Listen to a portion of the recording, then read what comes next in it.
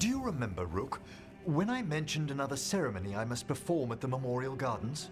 The time has come. I was hoping you would accompany me again. It can't be time to relight the graves yet. Oh, this isn't Watcher business. It's a more personal visit, whenever you've time.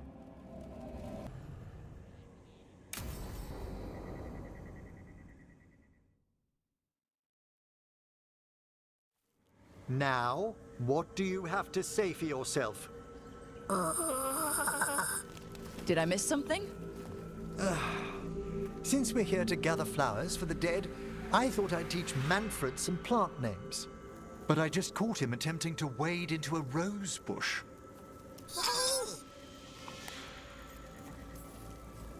That must have been frustrating. He knows he's not supposed to play in the horticulture. Oh, Manfred. Whatever will happen to you if I pass on? If? Ah, there's something I'd like to talk about. Do you know what a lich is, Rook? An undead mage that's retained their mind. They're theoretical, aren't they? The idea fascinated me when I was younger. For years, I researched and experimented, spoke with spirits and mages. Then, eventually, I found them. Who? The Lich Lords of the Grand Necropolis. Necromancers before me who'd transformed themselves into true living dead. Incredible. Do the other Watchers know? Or the most senior do. You weren't high enough in the Order to be informed. The Liches are the great protectors of the Necropolis, bulwarks against forces that threaten creation.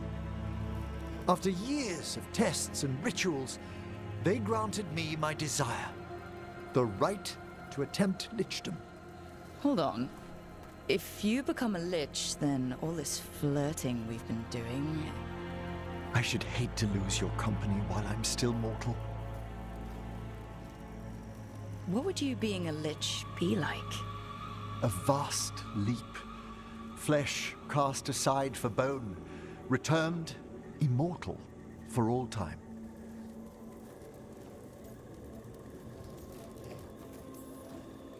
The whole necropolis will be jealous. Well, I don't want to incite any envy. Emric, you've met our fellow necromancers. Also, I notice you haven't answered what lichdom means for flirting. Our prohibitions regarding the dead wouldn't apply to a lich, but I'd inform you before making any decision to... Lichdom is an incredible honor. Immortality, prestige, the most hallowed ranks of the Watchers, as well as a chance to be of service past my allotted years.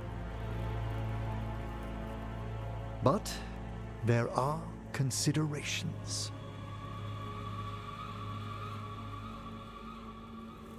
Come, we have flowers to gather for the dead. Okay, but I've got questions. Blue creepvine. This will do nicely. So, if you were a lich, it wouldn't be a spirit mimicking you? It'd be your actual soul in the corpse. It would. I didn't think... Wait, is that what Vorgoth is? Oh, no one knows what Vorgoth is. Moon blossoms, famed in verse and song. Smells like perfume. Do liches have a sense of smell? I've been told that while some of my senses will dull, others will become available. Other than that, I can't say if the flowers would still hold their bloom for me. Lichdom serves a purpose. There are dark things in creation, threats to both our world and the Fade. The Liches of the Necropolis have the insight and the abilities to oppose them. And you're joining them when? Certain elements have held me back. There's no ready instructions for lichdom. The steps must be discovered on one's own over years to be fully understood. Does the spell to become a lich kill you, or do you have to... No, mercifully, that falls to another watcher. After my death, my soul will be drawn back into my body instead of moving on to whatever lies beyond. So, what's holding you back from lichdom? Even with all my preparations, there's a chance I could die permanently during the rites. What cowardice! The promise of immortality, an end to all my fears, and the final veil stays my hand.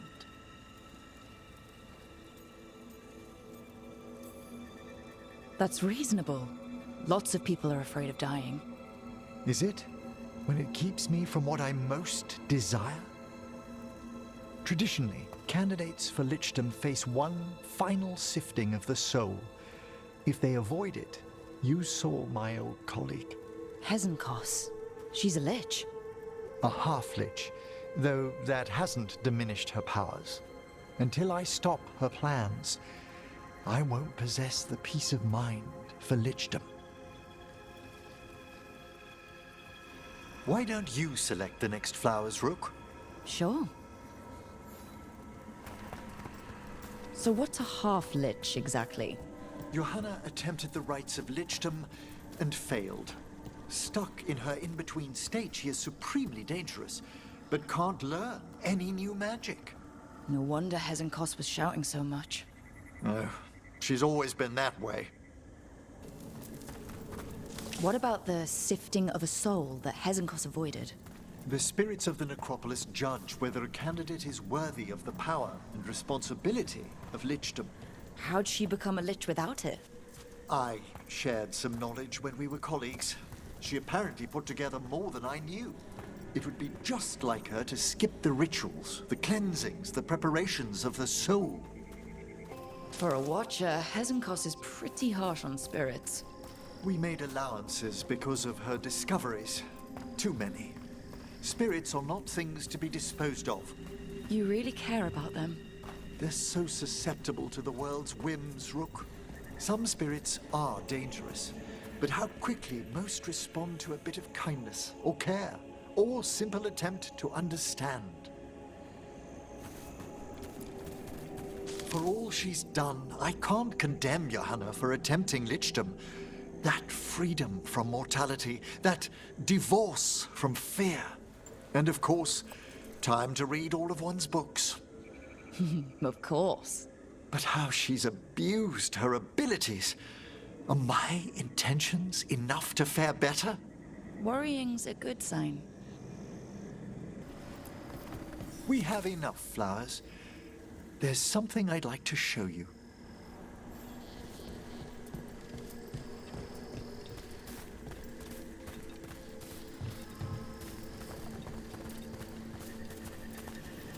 Here we are. Oh, so these flowers are for... Yes. If you could place them on the graves, please. In memory of Rupert and Eleonora Volkaren, they walk eternity hand in hand. After I became a watcher, I erected a proper shrine to my parents. When I come to talk, I like to think they listen. Well, don't be shy. Introduce yourself.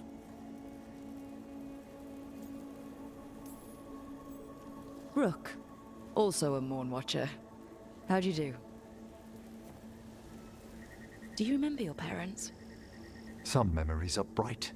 Others are akin to those dim early morning dreams one gets sometimes. Lately, I wondered what they'd think of our current course, the choices ahead. Your lichdom? What would they have wanted me to be?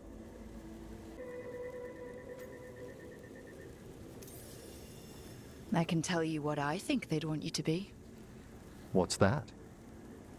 Happy. You could always... Sorry, but I'm pretty much the worst person you could ask. Surely not the worst. I've got my days. You could always... They're gone. You're not. True. You could always speak with your folks, couldn't you? My parents last saw me as a boy. By the time I mastered my corpse whispering, I was a man. If I woke them, there might be a flash of recognition, or... Besides, if I speak to too many other spirits, Manfred might grow jealous. Can't have that. He'd be impossible, I agree.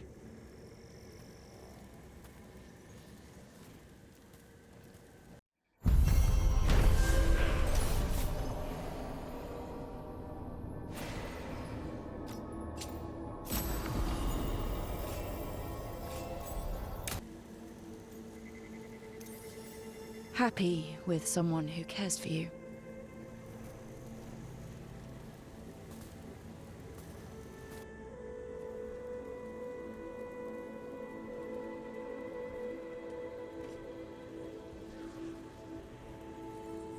Shroud's Kiss. I've always loved the legend around this flower. They say it grows on lovers' graves, and that one moves closer to the fade simply by inhaling its fragrance. Is that true? It is when I will it, my dear. What else?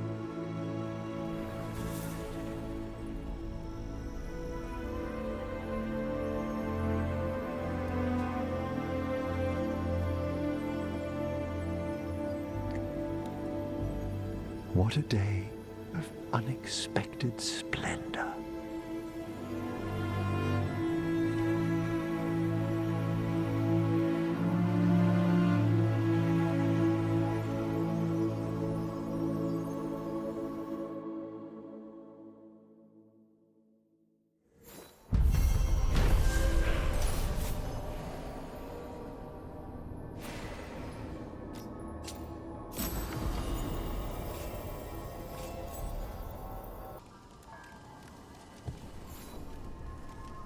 Rook, darling, I was thinking of spending an evening with just the two of us. I'd like that. Wonderful. I've made all the arrangements at the necropolis. We'll leave whenever you're ready.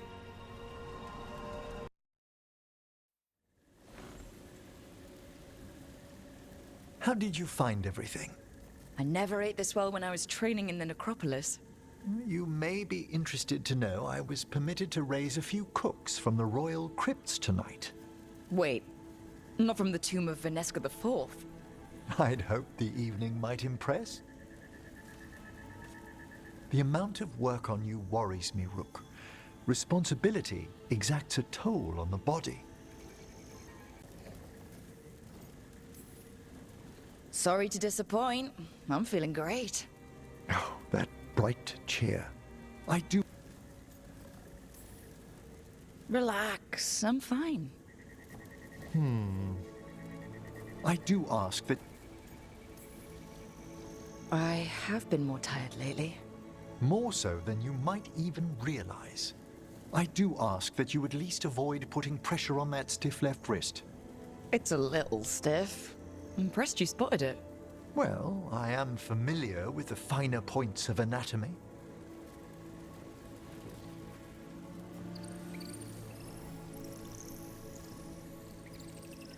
It's good we made time for this. A couple should get to know one another in comfort. Time to dig into our feelings? I'd be delighted if the mood moves you.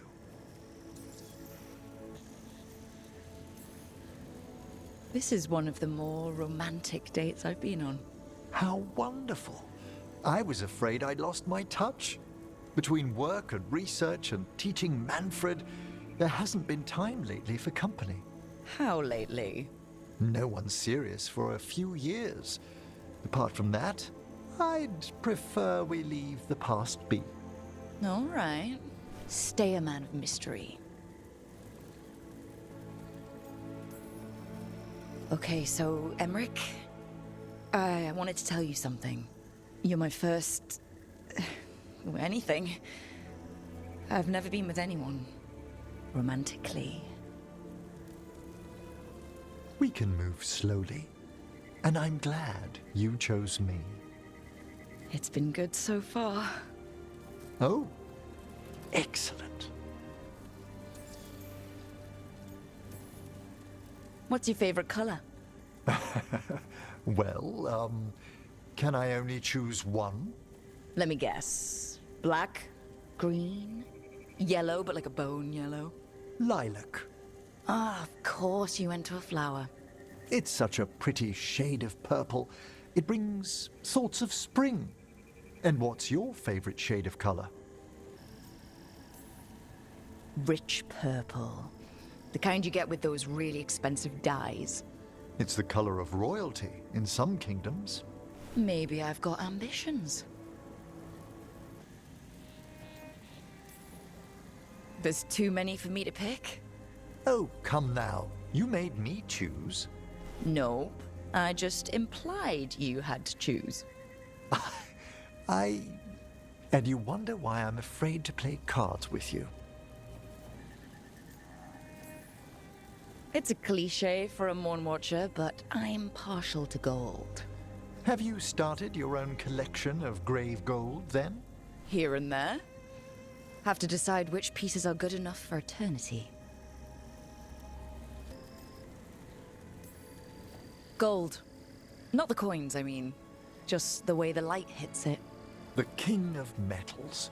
The Watchers wear grave gold in acknowledgement of our own deaths. I noticed. Hard to miss. It's white. White's not a color. Fine, it's my favorite non-color. White like fresh snow or lilies or the moon. Well, the imagery is lovely.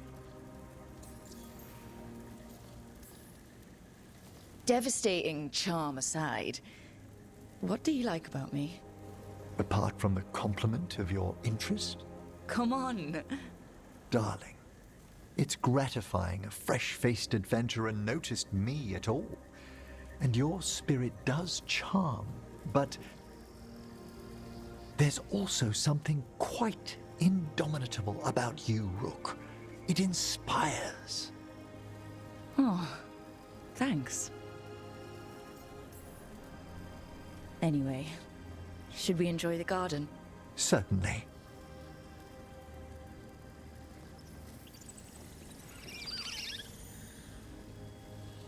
They're wondering what we're up to. Wisps are ever attracted to the gardens. Like you? The Fade is close here. As our spirits I count as guides and friends.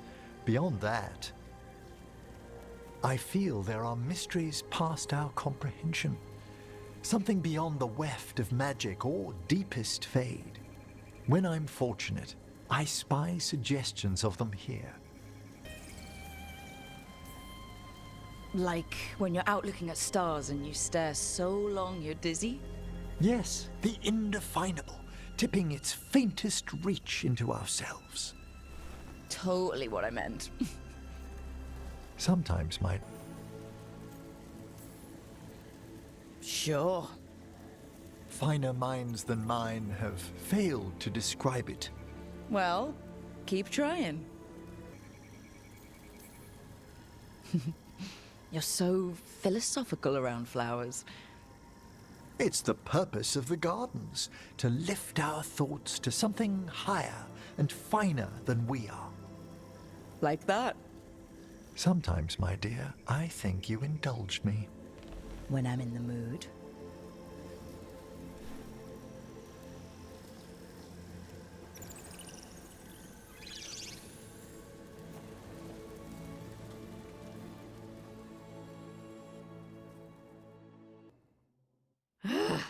I don't understand why you're bringing so many books. Well, I don't see what your objections are to my taking a canopy. We're only going for 2 days. You've hardly brought more than a flask and a bedroll. Sorry, how many books are you packing for whatever this is, Emmerich? Only a handful. Nothing irreplaceable, of course. 8. When will you have time to read 8 books?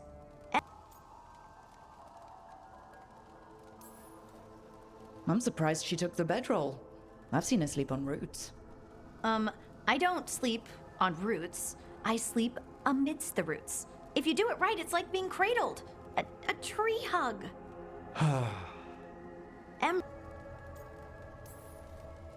Should I send a search party out for you two in a couple of days? No.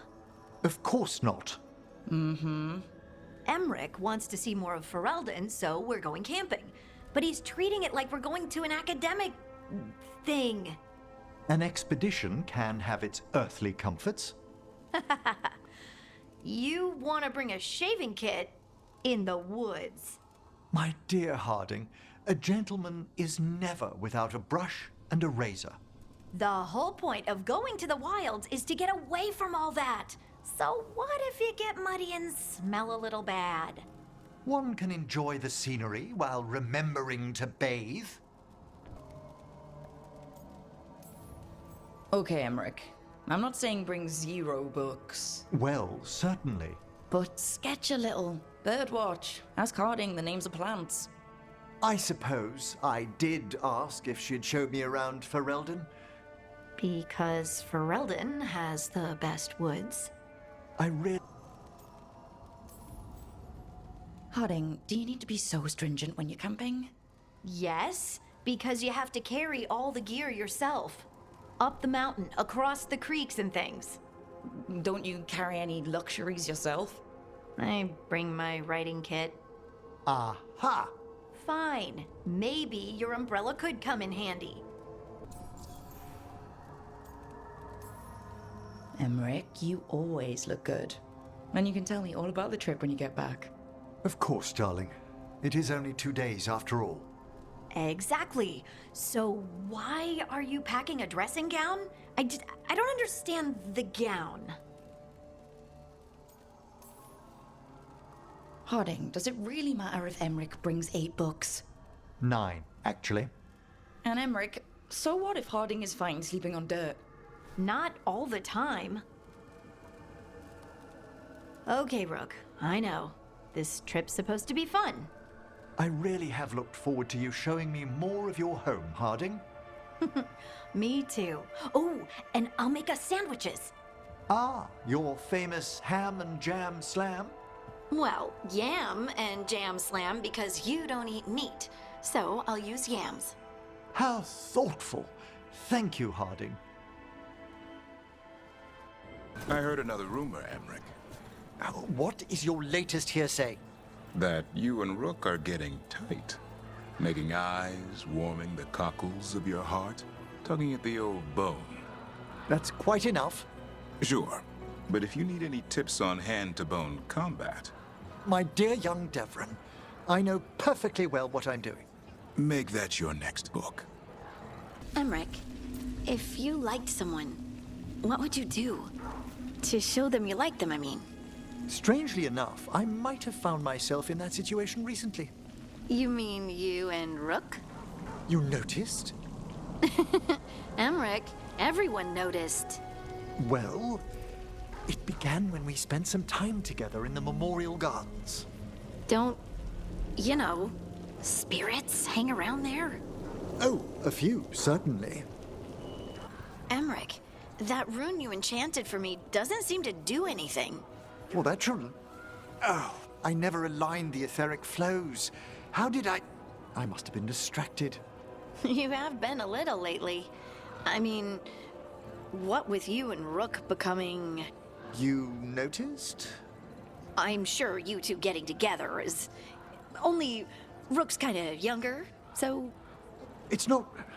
What are you getting at, Harding? You two are sort of moving quickly.